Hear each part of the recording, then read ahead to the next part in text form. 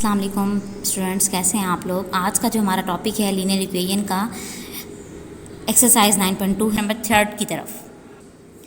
Question number 3 start करने से पहले मैं आपको ये बताती चलूँ, क्वेश्चन नंबर 6 जो है बेटा वो क्वेश्चन नंबर 2 की तरह है बिल्कुल। यहाँ पर भी देखें उसने length of marriage hall is 4 time its breadth दे दिया है, ठीक है। यानी कि length of marriage hall 4 time its breadth, यानी कि 4x, टाइम मतलब मल्टीप्लाई होता है ना, तो 4x हमें लेंथ ऑफ मैरिज हॉल बता दिया उसने। तो लेट क्या करेंगे हम, breadth of marriage hall let कर लेंगे x, ठीक है। इसी तरह से पेरीमीटर की वैल्यू गिवन है हमारे पास, लेंथ और ब्रेथ हमने फाइंड करनी है। तो पेरीमीटर ऑफ रेक्टेंगल का या पेरीमीटर ऑफ मैरिज हॉल भी आप लिख सकते हैं, इसका फार्मूला लिखेंगे, वैल्यूज पुट करेंगे तो आंसर आ जाएगा। ये आप लोग कोशिश करें कि आप खुद कर लें, अदरवाइज वैसे इस क्वेश्चन को हम आपको PDF में दे देंगे, ठीक है बेटा। अब क्वेश्चन नंबर 3 की तरफ चलते हैं। क्वेश्चन नंबर 3 हमारे पास है, the price of a pen is ₹42 and notebook is ₹18। Means कि पेन की जो प्राइस है वो ₹42 है और जो नोटबुक की प्राइस है वो 18 है।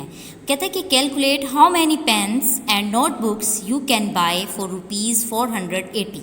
आपने कैलकुलेट करना है कि अगर आपके पास ₹480 हैं तो आप उसमें कितने पेन और नोटबुक परचेज कर सकते हैं। If you want to buy an equal quantity of both, मतलब अगर आप ये चाहते हैं कि आप दोनों की इक्वल क्वांटिटी परचेज करें तो आप ₹480 में कितने पेन और कितने नोटबुक्स परचेज करेंगे। तो ये देखते हैं कि किस तरह से होगा सोल्यूशन। सबसे पहले तो आपने लेट कर लेना है कि equal quantity of pen and notebook की जो हमारे पास हम रख रहे हैं ना वैल्यू, वो क्या है, वो हम x लेट किया है, क्योंकि उसने कहा है कि पेन और नोटबुक की इक्वल क्वांटिटी होनी चाहिए। तो इसी वजह से बेटा जी हमने a की वैल्यू लेट की है जो कि x है। टोटल अमाउंट हमारे पास थी ₹480। अकॉर्डिंग टू कंडीशन आपने ये बात ज़रूर बतानी है, इसका मतलब होता है कि क्वेश्चन के अकॉर्डिंग हम इसकी इक्वेशन सेट कर लेंगे। और वो क्या है, price of x pen plus price of x notebook is equal to ₹480। अब प्राइस ऑफ x पेन का मतलब क्या है, यहाँ पर ऑफ का मतलब तो मल्टीप्लाई होता है। सबसे पहले हम प्राइस बताएंगे, किसकी बतानी है, पेन की।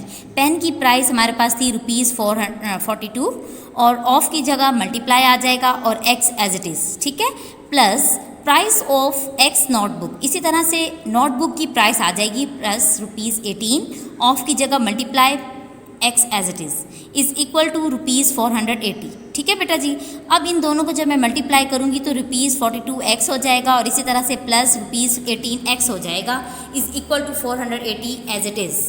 अब हम क्या करेंगे, इन दोनों वैल्यूज़ को प्लस कर लेंगे। 42 और 18 को जब मैं प्लस करूंगी तो मेरे पास क्या आएगा, 60x आ जाएगा। ₹60x इज़ इक्वल टू ₹480, ठीक है। हमें x की वैल्यू फाइंड करनी है, इसीलिए हम ₹60 को बोथ साइड से डिवाइड करेंगे। इसको यहाँ से कैंसिल आउट करना है हमने, ₹60 को, ₹60 इधर से भी डिवाइड हो जाएगा और इस साइड से भी डिवाइड हो जाएगा, ठीक है बेटा। अब क्या करना है हमने, ये कैंसिल हो जाएगा, यूनिट भी कट जाएंगे आपस में। तो हमारे पास कटिंग करने के बाद देखिए ये 0 0 से कट गया, 48/6 रह जाएगा। तो 6 8 द 48 होता है हमारे पास। तो x इज़ इक्वल टू 8 हमारे पास आंसर आ गया है। जबकि हमने जो लेट किया था वो क्या था, equal quantity of pen and notebook. अब हम यहाँ पर लिखेंगे so equal quantity of pen and notebook is equal to x था ना, तो x की वैल्यू जो हमारे पास आई है 8 आई है। इट मीन्स कि हम ₹480 में क्या क्या चीज़ें परचेज़ करेंगे, 8 नोटबुक्स परचेज़ करेंगे और 8 ही पेन परचेज़ करेंगे, क्योंकि हमें उसने कंडीशन भी बताई है कि अगर if you want to buy an equal quantity of both, तो अगर आप चाहते हैं कि आप दोनों की इक्वल क्वांटिटी परचेज़ करें तो कैसे होगा। तो इस तरह से ये क्वेश्चन का सोल्यूशन है, ठीक है बेटा। अब बारी है क्वेश्चन नंबर 4 की, जो कि मोस्ट इंपॉर्टेंट है पेपर के पॉइंट ऑफ व्यू से। इस एक्सरसाइज के question number 2, 4, 6, 7 is very important question in this exercise, ठीक है। तो अब आपने क्या करना है बेटा, इस क्वेश्चन को बहुत अच्छे से प्रैक्टिस करनी है ताकि आपको क्वेश्चन में कन्फ्यूजन ना हो। देखिए हमारे पास क्वेश्चन है, father age is twice his daughter age, मतलब फादर की एज अपनी बेटी की एज से ट्वाइस टाइम ज़्यादा है, ठीक है। बट 16 ईयर्स अगो, 16 साल पहले father's age was 4 time his daughter age, मतलब 16 साल पहले जो है फादर की एज जो है अपनी बेटी की एज से 4 टाइम ज़्यादा थी। कैलकुलेट देयर एजेस, तो एजेस बताएं एग्जैक्ट कितनी थी। सबसे पहले सोल्यूशन के अंदर हम लेट करेंगे। देखें लेट कैसे करना है, हमारे पास क्वेश्चन है, हमने लेट करना है क्योंकि उसने फादर की एज तो बता दिया ना कि ट्वाइस है, हिज डॉटर एज, डॉटर की एज से ट्वाइस है। तो डॉटर की एज हम क्या करेंगे बेटा, लेट कर लेंगे, साथ यूनिट भी लेट कर लें तो आप बेस्ट वे है, ठीक है। आप डॉटर्स एज हमारे पास है x ईयर्स, ठीक है। उसके बाद फादर की एज उसने आपको बता दी है twice of his daughter age यानी कि 2x, ठीक है। अब बात है कंडीशन हमारे पास आ गई है 16 ईयर्स अगो, यानी कि 16 साल पहले। 16 साल पहले मतलब हमारे पास जो अब एज है हमने 16 ईयर अगो की फाइंड करनी है, तो हम माइनस कर लें 16 ईयर्स अगो। हम क्या करेंगे, जो अब हमारे पास एज थी वो x थी ना डॉटर की, तो 16 साल पहले x माइनस 16 हो जाएगा। इसी तरह से फादर एज अब हमारे पास क्या है 2x है, बिफोर 16 ईयर्स हमारे पास 2x माइनस 16 हो जाएगा। ये दो कंडीशंस तो आपने बना ली। यहाँ तक क्वेश्चन के अकॉर्डिंग यहाँ तक हमने अभी इक्वेशंस बना ली हैं। 16 ईयर्स एगो से पहले की दो इक्वेशन और 16 ईयर्स एगो लिखते ही हमारे पास दो इक्वेशंस बन चुकी हैं, ठीक है। अब हम लिखेंगे according to the given condition. Condition के अकॉर्डिंग उसने क्या कहा है कि father's age was 4 time his daughter's age, मतलब फादर की एज अपनी बेटी की एज से 4 टाइम ज़्यादा है। अब हम बताएंगे, देखिए फादर एज वाज मतलब इज इक्वल टू लगा दें 4 time his daughter age, 4 time मतलब मल्टीप्लाई होगा, ब्रैकेट में लिख दें। क्यों ब्रैकेट मैंने ला लिया, क्योंकि हमारे पास डॉटर की एज में ना दो वैल्यूज़ हैं, x माइनस 16, जो एक्सप्रेशन है ना हमारे पास इस तरह से है x माइनस 16, तो इसलिए मैंने इसको ब्रैकेट में क्लोज कर दिया। अब फादर एज के नीचे फादर एज की वैल्यू जो कि यहाँ से गिवन है 2x माइनस 16 वो पुट करेंगे, 4 अंदर सबसे मल्टीप्लाई हो जाएगा, 4x माइनस 16 4 द 64। इसी तरह से वेरिएबल्स हम एक साइड पे ले जाएंगे, कांस्टेंट एक साइड पे ले जाएंगे। आगे सिंपलीफाई जैसे करते हैं ना हम इक्वेशन को, वैसे ही करना है, ठीक है बेटा जी। आगे चलते हैं, हमारे पास क्या है, जब मैं इसको प्लस माइनस करूँगी माइनस हो जाएगा 2x और ग्रेटेस्ट वैल्यू का साइन आएगा माइनस का, फिर यहाँ पे भी माइनस प्लस माइनस 48 आ जाएगा, ग्रेटेस्ट वैल्यू का साइन माइनस का, ठीक है। हमें यहाँ से x की वैल्यू फाइंड करनी है। सबसे पहले आप माइनस को दोनों तरफ कैंसिल कर दें, ठीक है। x की वैल्यू फाइंड करनी है, उसके साथ जो भी वैल्यू मल्टीप्लाई हो रही है वो बोथ साइड से डिवाइड करेंगे। 2 इधर भी मल्टीप्लाई हो रहा है, 2 इस साइड पे भी मल्टीप्लाई हो रहा है, 2 को दोनों तरफ डिवाइड कर देंगे। 2 इस तरफ मल्टीप्लाई हो रहा था तो हम इस साइड पे भी और इस साइड पे भी डिवाइड कर देंगे, ये मैंने कहना था।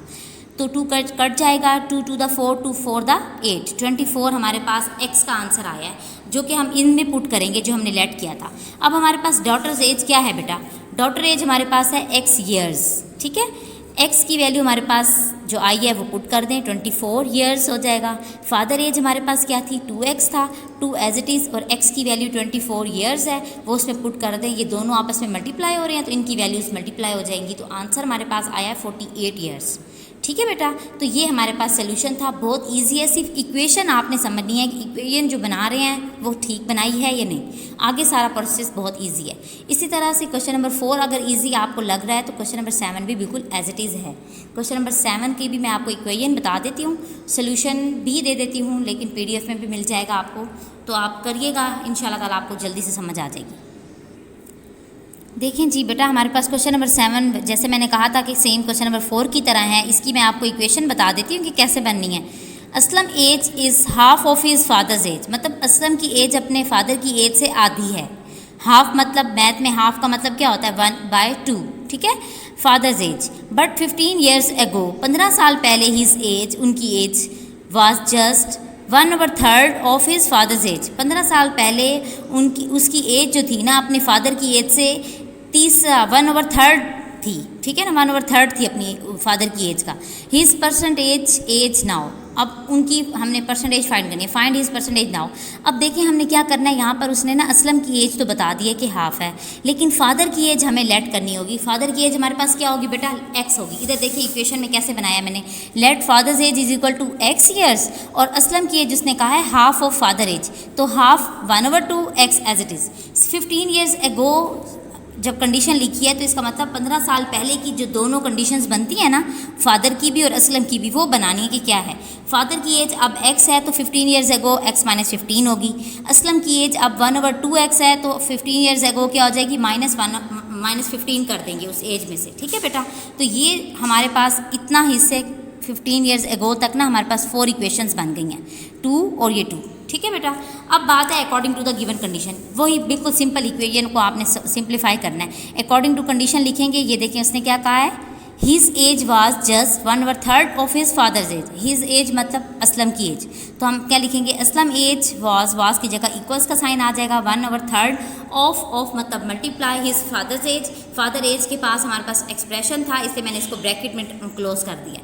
1/3 अंदर मल्टीप्लाई हो जाएगा, असलम एज नीचे पुट करेंगे, सिंप्लीफाई करेंगे। तो बेटा ये मैं आपको क्वेश्चन PDF में भी दे दूँगी, आपने इसको कोशिश करना है खुद करें। इसको सिंप्लीफाई करके हमारे पास आंसर आ जाएगा इसका। सिंप्लीफाई करके हमारे पास इसका 60 आंसर आता है, जो कि मैं पुट करूँगी फादर एज में। x ईयर्स था तो 60 ईयर्स हो जाएगा। असलम की एज 1/2 x थी, तो 1/2 एज इट इज़। x की जगह पर ये दोनों मल्टीप्लाई हो रहे हैं ना, तो मल्टीप्लाई